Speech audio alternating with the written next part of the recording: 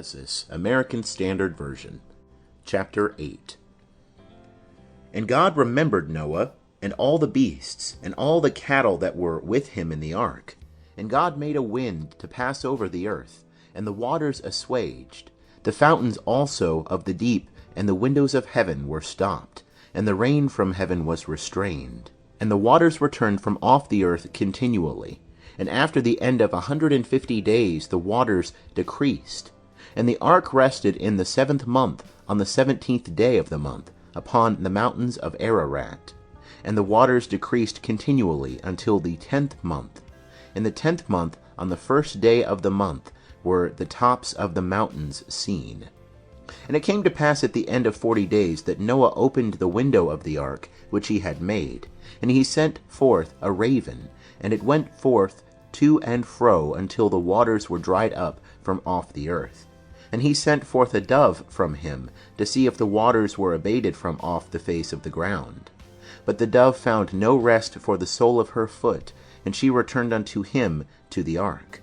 For the waters were on the face of the whole earth, and he put forth his hand, and took her, and brought her in unto him into the ark. And he stayed yet other 7 days. And again he sent forth the dove out of the ark. And the dove came in to him at eventide, and lo, in her mouth an olive leaf plucked off. So Noah knew that the waters were abated from off the earth. And he stayed yet other 7 days, and sent forth the dove, and she returned not again unto him any more. And it came to pass in the 601st year, in the 1st month, the 1st day of the month, the waters were dried up from off the earth.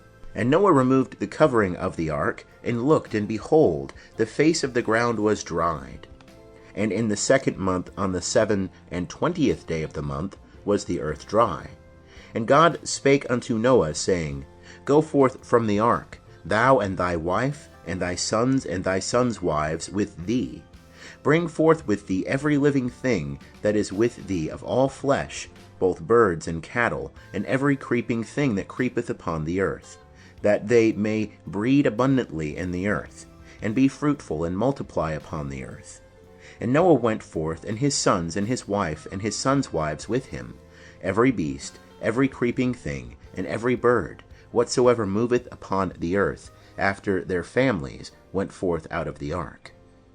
And Noah builded an altar unto Jehovah, and took of every clean beast, and of every clean bird, and offered burnt offerings on the altar. And Jehovah smelled the sweet savour, and Jehovah said in his heart, I will not again curse the ground any more for man's sake, for that the imagination of man's heart is evil from his youth. Neither will I again smite any more everything living, as I have done. While the earth remaineth, seed time and harvest, and cold and heat, and summer and winter, and day and night, shall not cease. End of chapter 8. Chapter 9. And God blessed Noah and his sons, and said unto them, Be fruitful, and multiply, and replenish the earth. And the fear of you and the dread of you shall be upon every beast of the earth, and upon every bird of the heavens, with all wherewith the ground teemeth, and all the fishes of the sea into your hand are they delivered.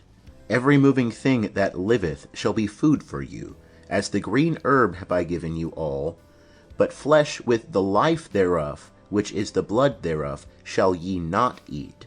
And surely your blood, the blood of your lives, will I require. At the hand of every beast will I require it. And at the hand of man, even at the hand of every man's brother, will I require the life of man. Whoso sheddeth man's blood, by man shall his blood be shed. For in the image of God made he man. And you be ye fruitful, and multiply. Bring forth abundantly in the earth, and multiply therein. And God spake unto Noah, and to his sons with him, saying, And I, behold, I establish my covenant with you, and with your seed after you, and with every living creature that is with you, the birds, the cattle, and every beast of the earth with you, of all that go out of the ark, even every beast of the earth. And I will establish my covenant with you, neither shall all flesh be cut off any more by the waters of the flood, neither shall there any more be a flood to destroy the earth. And God said, This is the token of the covenant which I make between me and you and every living creature that is with you for perpetual generations.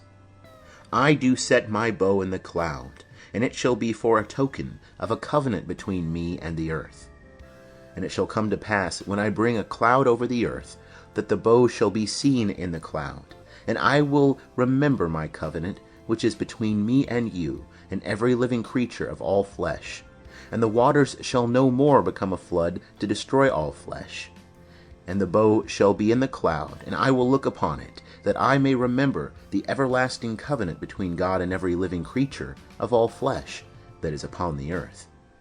And God said unto Noah, This is the token of the covenant, which I have established between me and all flesh that is upon the earth. And the sons of Noah that went forth from the ark were Shem, and Ham, and Japheth. And Ham is the father of Canaan. These three were the sons of Noah, and of these was the whole earth overspread. And Noah began to be a husbandman, and planted a vineyard. And he drank of the wine, and was drunken, and he was uncovered within his tent. And Ham, the father of Canaan, saw the nakedness of his father, and told his two brethren without. And Shem and Japheth took a garment, and laid it upon both their shoulders, and went backward, and covered the nakedness of their father. And their faces were backward, and they saw not their father's nakedness. And Noah awoke from his wine, and knew what his youngest son had done unto him. And he said, Cursed be Canaan, a servant of servants shall he be unto his brethren. And he said, Blessed be Jehovah, the God of Shem, and let Canaan be his servant. God enlarge Japheth, and let him dwell in the tents of Shem, and let Canaan be his servant. And Noah lived after the flood 350 years, and all the days of Noah were 950 years, and he died. End of chapter 9. Chapter 10. Now these are the generations of the sons of Noah, namely of Shem, Ham, and Japheth, and unto them were sons born after the flood. The sons of Japheth, Gomer, and Magog, and Madai, and Javan, and Tubal, and Meshech, and Tiras, and the sons of Gomer, Ashkenaz, and Riphath, and Togarmah, and the sons of Javan, Elisha, and Tarshish, Kittim, and Dodanim. Of these were the isles of the nations divided in their lands, every one after his tongue, after their families in their nations. And the sons of Ham, Cush, and Mizraim, and Put, and Canaan. And the sons of Cush, Seba, and Havilah, and Sabta, and Ramah, and Sabtica. And the sons of Ramah, Sheba, and Dedan. And Cush begat Nimrod. He began to be a mighty one in the earth. He was a mighty hunter before Jehovah. Wherefore it is said, Like Nimrod, a mighty hunter before Jehovah. And the beginning of his kingdom was Babel, and Erech, and Akkad, and Calneh, and the land of Shinar. Out of that land he went forth into Assyria, and builded Nineveh, and Rehoboth-ir, and Calah, and Resen between Nineveh and Calah. The same is the great city. And Mizraim begat Ludim, and Anamim, and Lehapim, and Naphtuhim, and Pathrusim, and Casluhim, whence went forth the Philistines, and Caphtorim. And Canaan begat Sidon, his firstborn, and Heth, and the Jebusite, and the Amorite, and the Girgashite, and the Hivite, and the Archite, and the Sinite, and the Arvadite, and the Zemarite, and the Hamathite. And afterward were the families of the Canaanites spread abroad. And the border of the Canaanite was from Sidon, as thou goest toward Gerar unto Gaza, as thou goest toward Sodom and Gomorrah, and Admah and Zeboim unto Lasha. These are the sons of Ham after their families, after their tongues, in their lands, in their nations.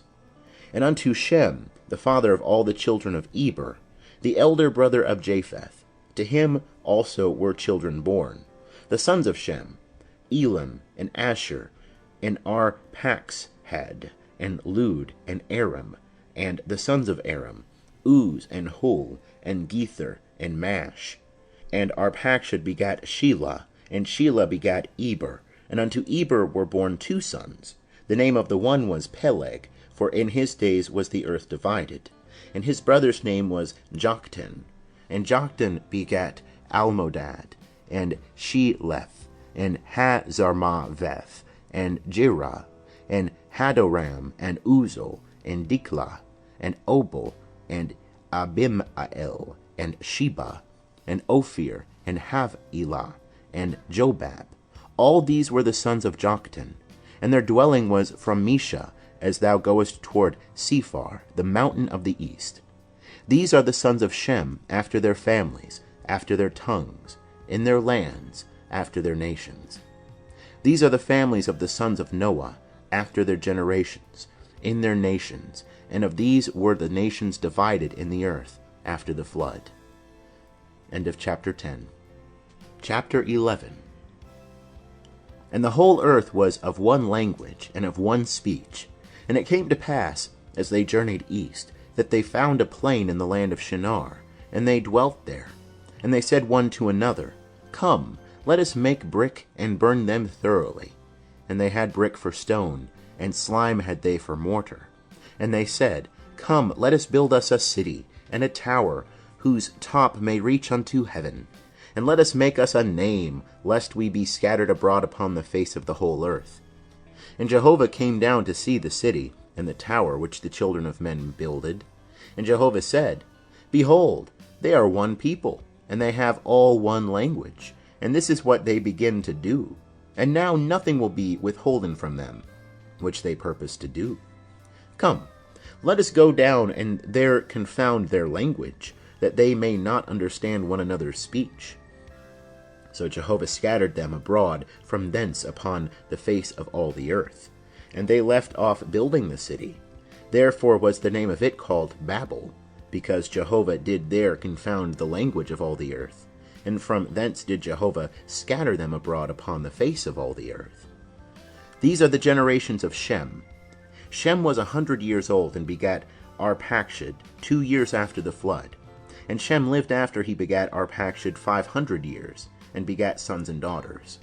And Arpachshad lived 35 years, and begat Shelah.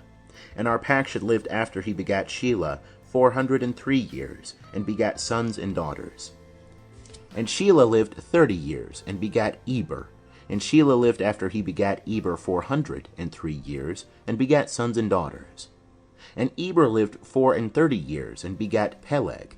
And Eber lived after he begat Peleg 430 years, and begat sons and daughters. And Peleg lived 30 years, and begat Reu. And Peleg lived after he begat Reu 209 years, and begat sons and daughters. And Reu lived 32 years, and begat Serug. And Reu lived after he begat Serug 207 years, and begat sons and daughters. And Serug lived 30 years, and begat Nahor. And Serug lived after he begat Nahor 200 years, and begat sons and daughters. And Nahor lived 29 years, and begat Terah. And Nahor lived after he begat Terah 119 years, and begat sons and daughters. And Terah lived 70 years, and begat Abram, Nahor, and Haran. Now these are the generations of Terah. Terah begat Abram, Nahor, and Haran. And Haran begat Lot. And Haran died before his father Terah in the land of his nativity, in Ur of the Chaldees. And Abram and Nahor took them wives. The name of Abram's wife was Sarai, and the name of Nahor's wife Milcah, the daughter of Haran, the father of Milcah, and the father of Iscah. And Sarai was barren. She had no child. And Terah took Abram his son, and Lot the son of Haran his son's son, and Sarai his daughter-in-law, his son Abram's wife. And they went forth with them from Ur of the Chaldees, to go into the land of Canaan.